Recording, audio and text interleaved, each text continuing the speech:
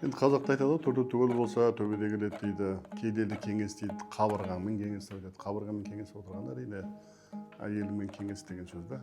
Бұның түбінде не жатыр десек, бұның түбінде төрде түгел болса төбеде келеді деген нәрсе жатыр да. Өйткені кеңестен шайтан қашады екен да. Кеңессіз жерге шайтан үйір болады екен. Мысалға бір кәсіп аштың, солай қойын да, кәсіп бар, ортақтарың бар. Сонымен міндетті түрде аптасына бір мәрте кеңесіп, бүкіл нәрсенің бәрін жөн жобасын қарап, бұл кеңес пішкен тон келте болмас дейді қазақ. Дәл сол кезде ол кәсібінде береке болады екен. Дәл сол секілді де үйде де мысалға бір ремонт жасайтын болсаң, шағын ғана ремонт болса, сонымен үйдегі әйеліңмен, үйдегі тіпті 5 жасар балаң болса да, қызың болса да, соны отырғызып қойып, мынаны ақпен краслейік па, қызылмен краслейік па, қандай бояумен бояйық деген осының өзін кеңесетін болсаң, ол үйде береке болады. Ал енді сен енді әйелің айтпай үйіңді қызылмен бояп қойсаң, әйеліңе болмаған ақпен бояған жақсы еді ғой деген сияқты, ол ертең үлкен дау-дамай шығады да. Міне сонда бұның түбінде не жатыр дейтін болсақ, түбінде бұның Құранда жатыр да. Құранда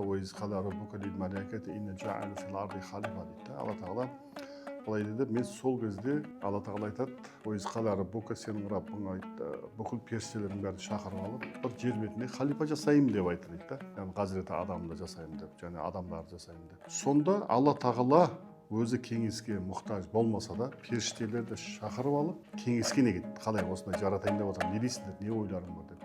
Періштелерді де оны несін жаратасың, анау мынау деген сияқты. Әрқайсысы өздерінің сол кезде періштелер ойларын айтатын бар да. Енді осы жерде Әбілестің сол жерде өзінің ойын айтпай тығып қоятын бар. Сонда Әбілес кеңестен қашқан да. Міне сонда Алла Тағала бұны не үшін айтып отыр деген уақытта мынаны айтып отыр да. Жер бетінде бір адам баласы жаратылады. Бұл аятта түсінсек, сол адам баласының бақытты болу үшін, семьяда бақытты болу үшін міндетті түрде кеңесетін болса, бұл жерде Алла Тағаланың берекесі болады, және жәрдем болады. Неге? Өйткені аятты оқып отырмын ғой. Алла Тағаланың өзі кеңеске мұқтаж болмаса да, әуел баста кеңесті үйреткен да. Екіншіден, сенің кәсібінде болсын, үйіңде болсын, берекет болам десең, кеңесің ғой. Кеңескен жерден шайтан кәдімгідей қашып кетеді. Міне қазақтың кедейді кеңесте отырғаны, біздің мынау Төле би, Әйтеке би, Қазыбек билердің жаңағындай отырып алып, үш жүзінің жағдайын кеңесуі, хандардың мен билердің жиналып алып кеңесуі, біздің бабалардың бәрі кеңесу барлығы. Осы Алла Тағаланың